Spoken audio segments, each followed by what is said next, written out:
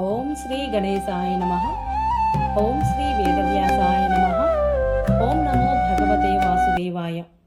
మహాభారత గ్రంథ పారాయణలో భాగంగా ఈరోజు మనం 393వ రోజుకు చేరుకున్నాము. ద్రోణ పర్వంలో ఉన్నాము. ఈరోజు మనము కురుక్షేత్ర మహాసంగ్రామంలో దృష్టద్యుమ్న, అర్జున, సాత్యకులు విజృంభించుట గురించి తెలుసుకోబోతున్నాము. చాలా బాగుంటుంది. చివరి వరకు స్కిప్ చేయకుండా చూడండి. హరే కృష్ణ. శుక్లాంబరధరం విష్ణుం శశివర్ణం చతుర్భుజం ప్రసన్నవదనం ధ్యాయేత్ సర్వవిఘ్నోపశాంతయే. నారాయణం నమస్కృత్య నరం చైవ నరోత్తమం దేవీం సరస్వతిం వ్యాసం తతో జయముధీరయేత్. ఇక మనం పారాయణ ప్రారంభించుకుందాము. హరే కృష్ణ. సంజయుడు చెప్తున్నాడు ధృతరాష్ట్ర మహారాజు తోటి, రాజా, ద్రోణాచార్యుడిని ఎదిరించడానికి ద్రుపదుడు తన సైన్యంతో ముందుకు వస్తున్నాడు. అప్పుడు వృషసేనుడు అసంఖ్యాకంగా బాణాలను కురిపిస్తూ అతని ఎదుటికి వచ్చాడు. ద్రుపదుడు కర్ణనందనుని భుజాలపై రొమ్మున 60 బాణాలతో కొట్టాడు. వృషసేనుడు కోపంతో రథస్థుడైన ద్రుపదుడి యొక్క రొమ్మును అనేక వాడి బాణాలతో కొట్టాడు. ఈ రీతిగా ఇద్దరూ పరస్పరం శరీరాలను గాయపరుచుకుంటున్నారు. ఇద్దరి శరీరాలలోనూ బాణాలు గుచ్చుకొని ఉండడం కనిపించింది. ఇద్దరూ రక్తసిక్తాంగులయ్యారు. ఈ మధ్యలో ద్రుపదుడు ఒక భల్లాన్ని వేసి వృషసేనుడి విల్లును విరిచాడు.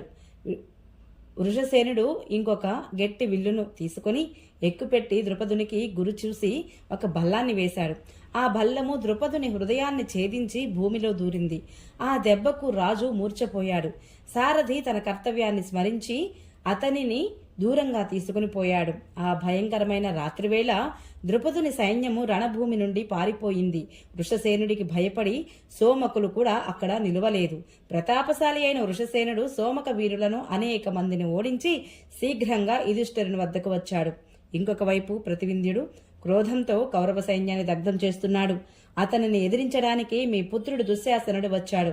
అతడు ప్రతివింధ్యుడి నుదుటిపై 3 బాణాలను వేసి తీవ్రంగా గాయపరిచాడు.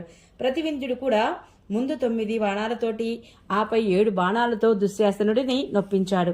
దుశ్శాసనుడు ఉగ్రమైన సాయకాలతో ప్రతివింధ్యుడి యొక్క గుర్రాలను చంపి ఒక భల్లంతో అతని సారథిని కూడా యమలోకానికి పంపి ఆపై అతని రథాన్ని కూడా ముక్కలుగా విరిచేశాడు. తరువాత ఒక క్షురప్రంతో అతని వింటిని కూడా నరికేశాడు. ప్రతివింధ్యుడు సుతసోమునుడి రథం ఎక్కి విల్లు చేతపట్టి మీ పుత్రుని బాణాలతో నొప్పించసాగాడు. తరువాత మీ యోధులు పెద్ద సైన్యంతో వచ్చి మీ పుత్రునికి అన్ని వైపులా చేరి యుద్ధం చేయసాగారు. అప్పుడు 2 సేనల మధ్య గొప్ప తుముల యుద్ధం జరగసాగింది.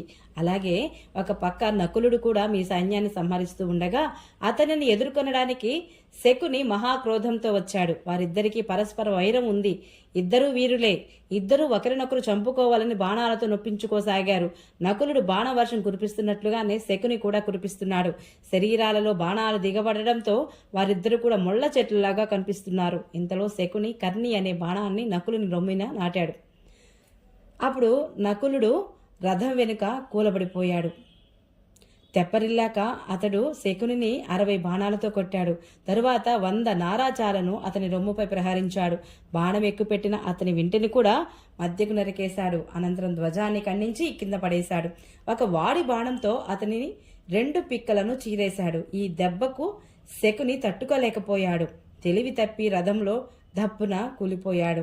అప్పుడు సారథి అతనిని యుద్ధభూమి నుండి బయటకు తీసుకుని వెళ్ళిపోయాడు. నకులుని సారథి తన రథాన్ని ద్రోణుని వద్దకు తీసుకెళ్లాడు. ఇంకొక వైపు కృపాచార్యుడు శిఖండిని ఎదిరించాడు. అతడు దగ్గరకు రావడం చూసి శిఖండి 9 బాణాలతో గాయపరిచాడు. కృపాచార్యుడు కూడా మొదట 5 బాణాలు వేసి తర్వాత 20 బాణాలతో అతనిని వేటు వేశాడు. అప్పుడు వారి మధ్య ఘోర యుద్ధం ఆరంభమైంది. శిఖండి ఒక అర్ధచంద్రాకార బాణంతో కృపాచార్యుడిని వింటిని ఖండించేశాడు. అతడు శిఖండిపై శక్తిని ప్రయోగించాడు. కానీ శిఖండి అనేక బాణాలతో ఆ శక్తిని ముక్కలు ముక్కలుగా చేసివేశాడు. అప్పుడు కృపాచార్యుడు ఇంకొక విల్లు తీసుకుని శిఖండిని వాడి బాణాలతో కప్పివేశాడు. దానితో డీలాపడి అతడు రథం వెనుక భాగంలో కూర్చుండిపోయాడు. అతడు ఆ దశలో ఉండడం చూసి కృపాచార్యుడు ఎడతెరిపి లేకుండా అతనిపై బాణాలు వర్షించసాగాడు. అప్పుడు అతడు పారిపోయి దూరంగా నిలుచున్నాడు. ఇది చూసి పాంచాల సోమక వీరులు అతనికి నలువైపులా చేరి నిలబడ్డారు. అదే రీతిగా నీ కొడుకులు కూడా పెద్ద సైన్యంతో కృపాచార్యునికి నలువైపులా నిలుచున్నారు. తిరిగి రెండు పక్షాల మధ్య యుద్ధం ఘోరంగా సాగుతోంది. ఆ సమయంలో ఎవరు తమ వారిని కూడా గుర్తించలేకపోతున్నారు. ఏమీ తెలియని స్థితిలో తండ్రి కొడుకును, కొడుకు తండ్రిని చంపుకుంటున్నారు. మిత్రులు మిత్రుడిని ప్రాణం తీస్తున్నారు. మామ అల్లుడి మీద, అల్లుడు మామ మీద ప్రహారం చేస్తున్నారు. ఇరుపక్షాల వారు కూడా తమ వారిపైన తాము వేటు వేసుకుంటూ ఉన్నారు. రాత్రిపూట జరిగే ఆ ఘోర యుద్ధంలో ఎలాంటి నియమాలు కానీ ఎటువంటి హద్దులు కానీ లేకపోయాయి. ఆ ఘోర యుద్ధము అలా జరుగుతూ ఉండగానే దృష్టద్యుమ్నుడు కూడా ద్రోణుడిపై దాడి చేశాడు. అతడు మాటి మాటికి ధనుష్టాంకారం చేస్తూ ద్రోణుడి వైపుకు రాసాగాడు. అతడు రావడం చూసి పాండవ పాంచాల వీరులు నలువైపుల చుట్టూ అతనిని చుట్టూ చేరి నిల్చున్నారు. అతడు ఆ విధంగా సురక్షితంగా ఉండడం చూసి మీ పుత్రులు కూడా చాలా జాగ్రత్తగా ఆచార్యుడిని రక్షించసాగారు. ఈ మధ్యలోనే దృష్టద్యుమ్నుడు ద్రోణుడి రొమ్మున 5 బాణాలను నాటి సింహనాదం చేశాడు. ద్రోణుడి పక్షాన కర్ణుడు 10, అశ్వత్థామ 5, ద్రోణుడు స్వయంగా 7, శల్యుడు 10, దుశ్శాసనుడు 3, దుర్యోధనుడు 20, శకుని 5 బాణాలను వేసి దృష్టద్యుమ్నుడిని తూట్లు పొడిచారు. అతడు ఏ మాత్రం చలించలేదు. ఆ 7 మహాయోధులను బాణాలతో గాయపరిచాడు. ద్రోణుడిని, అశ్వత్థామను, కర్ణుడిని, మీ పుత్రుడిని 3 బాణాలతో తూట్లు పొడిచాడు దృష్టద్యుమ్నుడు. అప్పుడు వారిలో ఒక్కొక్కరు 5 బాణాలతో తిరిగి దృష్టద్యుమ్నుడిని కొట్టారు. ద్రుపసేనుడు కుపితుడై మొదట ఒక బాణంతో, ఆ పిదప 3 బాణాలతో దృష్టద్యుమ్నుడిని గాయపరిచాడు. దృష్టద్యుమ్నుడు కూడా అతనిని 3 బాణాలతో కొట్టి ఒక భల్లంతో అతని శిరస్సును నరికి శరీరం నుండి వేరు చేసేశాడు. ఆ తరువాత అతడు ఆ మహారథులను కూడా బాణాలతో తీవ్రంగా కొట్టాడు. ఒక భల్లంతో కర్ణుడి విల్లును విరిచాడు. కర్ణుడు ఇంకొక విల్లును అందుకొని దృష్టద్యుమ్నుడిపై బాణాలు కురిపించాడు. కర్ణుడి క్రోధాన్ని చూచి మిగిలిన 6 కూడా దృష్టద్యుమ్నుడిని వధించాలని వెంటనే అతనిని ముట్టడించాడు. దృష్టద్యుమ్నుడు శత్రువుల పంజాకు చిక్కడం చూసి సాత్యకి బాణాలతో జడివాన కురిపిస్తూ అక్కడికి వచ్చాడు. ఆ మహాయోధుడిని చూస్తూనే కర్ణుడు 10 బాణాలు అతనిపై వేశాడు. సాత్యకి కూడా అందరూ చూస్తూ ఉండగానే కర్ణుడిని 10 బాణాలతో నొప్పించాడు. కర్ణుడు విపాటం, కర్ణి, నారాచం, వత్సదంతం, చురుకత్తులతో సాత్యకిని గాయపరిచి ఇంకా అనేక బాణాలతో అతనిని గాయపరిచాడు. ఆ యుద్ధంలో మీ పుత్రులు కర్ణుడు కూడా సాత్యకిని అన్ని వైపుల నుండి సూది మొనగలిగిన బాణాలతో ప్రహరించారు. కానీ అతడు తన బాణాలతో అందరి బాణాలను నివారించి ఒక బాణంతో వృషసేనుడి రొమ్మును చీల్చాడు. ఆ దెబ్బకు వృషసేనుడు మూర్ఛపోయి విల్లు వదిలివేసి రథం మీదే పడిపోయాడు. అయితే కర్ణుడు సాత్యకిని తన బాణాలతో బాధించసాగాడు. అలాగే సాత్యకి కూడా కర్ణుడిని పదే నొప్పించసాగాడు. ఇటు మీ యోధులు సాత్యకిని వధించాలనుకొని అతనిపై వాడి బాణాలను కురిపించసాగారు. అతడు ఉగ్ర బాణాలతో శత్రువుల తలలను తరుగసాగాడు. అతడు మీ వీరులను వధిస్తూ ఉండగా వారి ఆక్రందనలు ప్రేతాత్మల చీత్కారాలలాగా వినపడసాగాయి. ఆ ఆర్తనాదాలతో రణభూమి అంతా కూడా ప్రతిధ్వనించింది. అందువల్ల ఆ రాత్రి మిక్కిలి భయంకరంగా అనిపించింది. సాత్యకి బాణాలకు ఆర్తులై తన సేన అంతా అటు ఇటు పరుగులు తీయడము దుర్యోధనుడు చూశాడు. గట్టిగా వినిపిస్తున్న ఆర్తనాదాలు కూడా విన్నాడు. అప్పుడు సారథితోటి ఆ కోలాహలం వినపడే చోటికి నా రథాన్ని పోనివ్వు అని చెప్పాడు.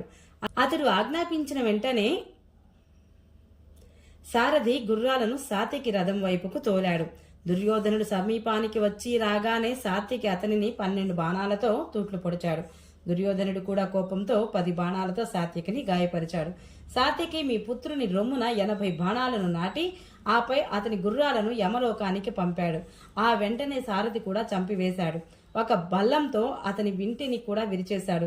విల్లు రథము లేని ఆ దుర్యోధనుడు వెంటనే కృతవర్మ రథమెక్కాడు. ఆ రీతిగా దుర్యోధనుడు పరాజితుడై వెన్ను చూపగానే సాత్యకి అర్ధరాత్రి వేళ తిరిగి మీ సైన్యాన్ని తన బాణాలతో తరిమి కొట్టాడు. ఇంకొక వైపు శకుని వేల కొద్ది గజ, అశ్వ, రథిక సైన్యంతో అర్జునుడిని నలువైపుల నుండి ముట్టడించి అతని మీద అనేక రకాల అస్త్ర శస్త్రాలను వర్షించసాగాడు.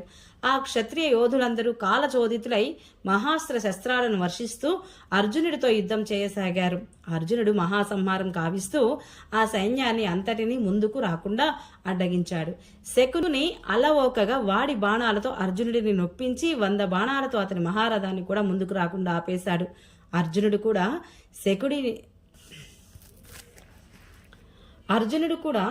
శకునిని 20 బాణాలతో, ఇతర మహాయోధులను 3 బాణాలతో కొట్టాడు.